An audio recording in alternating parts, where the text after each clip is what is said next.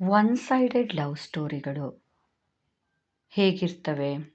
ಯಾರೋ ಗಂಡು ಹೆಣ್ಣು ನಡುವೆ ಗಂಡು ಮಾತ್ರ ಆ ಹೆಣ್ಣನ್ನು ಪ್ರೀತಿ ಮಾಡಿರಬಹುದು, ಇಲ್ಲ ಆ ಹೆಣ್ಣೇ ಆ ಗಂಡನ ಮಾತ್ರ ಪ್ರೀತಿ ಮಾಡಿರಬಹುದು.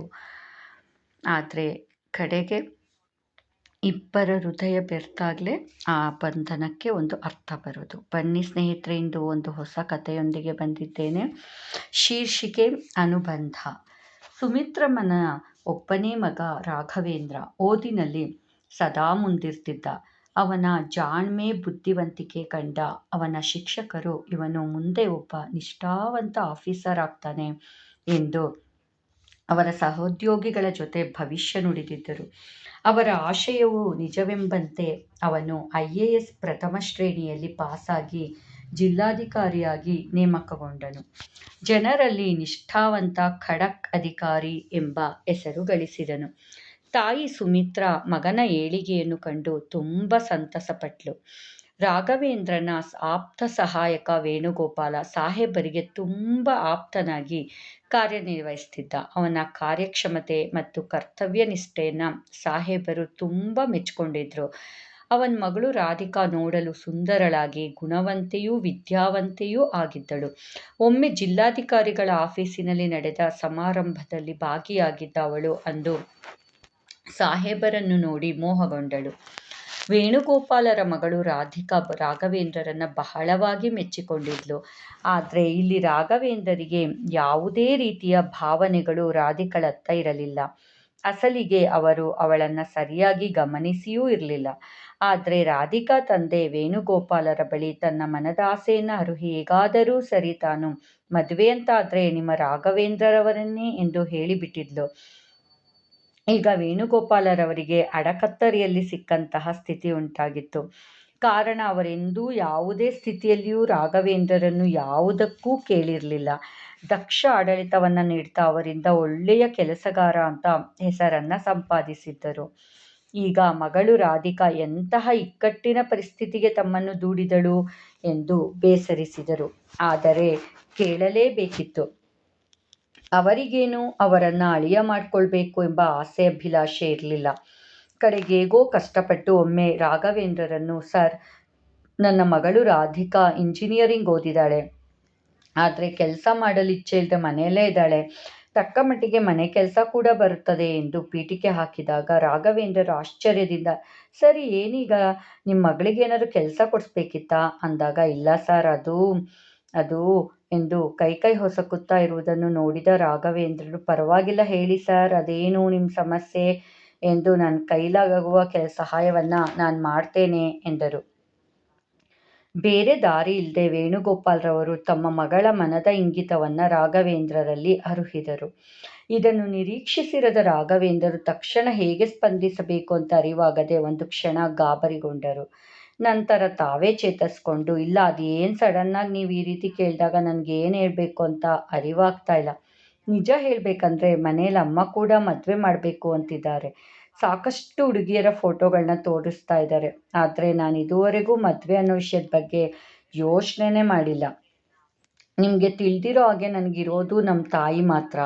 ತಂದೆ ಬಹಳ ಚಿಕ್ಕ ವಯಸ್ಸಿನಲ್ಲೇ ತೀರಿಕೊಂಡಿದ್ದರಿಂದ ಅಂದಿನಿಂದ ಅಮ್ಮ ಬಹಳ ಕಷ್ಟಪಟ್ಟು ನನ್ನನ್ನು ಈ ಸ್ಥಿತಿಗೆ ತಲುಪಿಸಿದ್ದಾರೆ. ನನ್ನನ್ನು ಮದುವೆಯಾಗೋ ಹೆಣ್ಣು ಕೂಡ ನನ್ನ ತಾಯಿಯನ್ನು ಬಹಳ ಗೌರವಿಸಬೇಕು, ಆಕೆಯನ್ನು ಚೆನ್ನಾಗಿ ನೋಡ್ಕೋಬೇಕು ಅನ್ನೋದೇ ನನ್ನ ಆಸೆ. ಇಲ್ಲ ಅಂದರೆ ನನಗೆ ಮದುವೆನೇ ಬೇಕಿಲ್ಲ. ಇನ್ನು ನಾನು ಯಾವುದೇ ರೀತಿಯಲ್ಲೂ ಮದುವೆಗಾಗಿ ತಯಾರಾಗಿಲ್ಲ.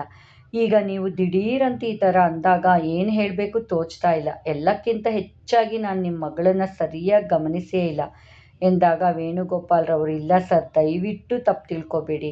ನನಗಿದು ನನ್ನ ಸ್ವಂತ ಆಸೆ ಅಲ್ಲ ಅಥವಾ ನಿಮ್ಮ ಮೇಲೆ ಬಲವಂತ ಏನಿಲ್ಲ. ಬೇಕಾದ್ರೆ ಒಮ್ಮೆ ನಾನು ರಾಧಿಕಾಳನ್ನು ಕರ್ಕೊಂಡು ನಿಮ್ಮ ಮನೆಗೆ ಬರ್ತೀನಿ, ನೀವು ನಿಮ್ಮ ತಾಯಿ ಇಬ್ಬರೂ ನೋಡಬಹುದು ಎಂದಾಗ ರಾಘವೇಂದ್ರರಿಗೆ ಏನೂ ಹೇಳಲು ತೋಚಲಿಲ್ಲ. ಯಾವುದಕ್ಕೂ ನಾನು ನನ್ನ ನಿರ್ಧಾರವನ್ನು ನಾಳೆ ನಮ್ಮ ತಾಯಿಯನ್ನು ಕೇಳಿ ಹೇಳ್ತೀನಿ ಅಂತ ರಾಘವೇಂದ್ರರು ಅಲ್ಲಿಗೆ ಮಾತು ಮುಗಿಯಿತು ಎಂದು ನಿಲ್ಲಿಸಿದಾಗ ವೇಣುಗೋಪಾಲರು ಬೇರೆ ಮಾತನಾಡಲು ಅರಿಯದಲೇ ಮೆಲ್ಲಗೆ ಹೊರಬಂದರು. ಮಾರನೇ ದಿನ ರಾಘವೇಂದ್ರರಿಗೆ ಭಾನುವಾರವಾಗಿದ್ದ ಕಾರಣ ಮನೆಯಲ್ಲಿಯೇ ಇದ್ದರು. ಬಾಗಿಲು ತಟ್ಟಿದ ಶಬ್ದವಾಯಿತು. ತಾವೇ ಎದ್ದು ಹೋಗಿ ಬಾಗಿಲು ತೆರೆದಾಗ ಎದುರಿಗೆ ವೇಣುಗೋಪಾಲರು, ಅವರ ಹಿಂದೆ ಮೆಲ್ಲಗೆ ಅವರ ಮಗಳು ರಾಧಿಕಾ ನಿಂತಿದ್ದರು. ರಾಘವೇಂದ್ರರಿಗೆ ಅವಳನ್ನು ಸರಿಯಾಗಿ ನೋಡುವ ಅವಕಾಶ ಸಿಕ್ಕರೂ ಕೂಡ ಸಂಕೋಚದಿಂದ ಬೇರೆ ಕಡೆ ನೋಡ್ತಾ ಅವರ ತಂದೆಯೊಡನೆ ಮಾತನಾಡ್ತಿದ್ರು. ರಾಘವೇಂದ್ರ ಒಳಗಿದ್ದ ಅಮ್ಮನನ್ನ ಹೊರಗೆ ಬರಲು ಕರೆದರು. ಸೆರಗಿಗೆ ಕೈಯೊರೆಸ್ತಾ ಹೊರ ಬಂದರು ಸುಮಿತ್ರಮ್ಮ. ಈಗ ಸುಮಿತ್ರಮ್ಮ ರಾಧಿಕಳನ್ನೇ ತದೇಕ ಚಿತ್ತರಾಗಿ ನೋಡುತ್ತಾ ಮನದಲ್ಲಿ ಪರವಾಗಿಲ್ಲ, ಹುಡುಗಿ ನೋಡಲು ಲಕ್ಷಣವಾಗಿದ್ದಾಳೆ ಎಂದು ಅಂದುಕೊಂಡವರೇ ನಂತರ ಕುಳಿತುಕೊಳ್ಳಿ, ಕಾಫಿ ತಿಂಡಿ ತರ್ತೀನಿ ಎಂದಾಗ ರಾಧಿಕಾಳೆ ಮುಂದಾಗಿ, ಇಲ್ಲ ಅಮ್ಮ, ನಾವೆಲ್ಲ ಮಾಡ್ಕೊಂಡೇ ಬಂದಿದ್ದೀವಿ ಎಂದಳು. ಇರ್ಲಿ ಬಾ ಪುಟಿ, ನಿಂಗೆ ಕಾಫಿ ಮಾಡ್ಕೊಡ್ತೀನಿ ಅಂತ ಹೇಳಿ ಅಡುಗೆ ಮನೆ ಹತ್ರ ರಾಧಿಕಾಳನ್ನ ಕರೆದೊಯ್ದರು. ಇತ್ತ ವೇಣುಗೋಪಾಲ್ ಮತ್ತು ರಾಘವೇಂದ್ರರು ಆಫೀಸಿನ ವಿಷಯಗಳನ್ನು ಮಾತನಾಡ್ತಾ ಸಮಯ ಕಳೆದರು. ಸುಮಿತ್ರಮ್ಮ ಆಕೆಯ ಹವ್ಯಾಸ, ಓದು, ತಾಯಿಯ ಬಗ್ಗೆ ಎಲ್ಲ ವಿವರವಾಗಿ ತಿಳಿದುಕೊಂಡರು.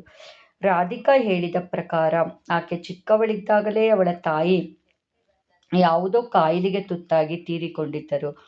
ಅಂದಿನಿಂದಲೂ ಆಕೆಯ ಅಪ್ಪನೇ ಅವಳಿಗೆ ತಂದೆ ತಾಯಿ ಎರಡೂ ಆಗಿ ಬೆಳೆಸಿದ್ರು.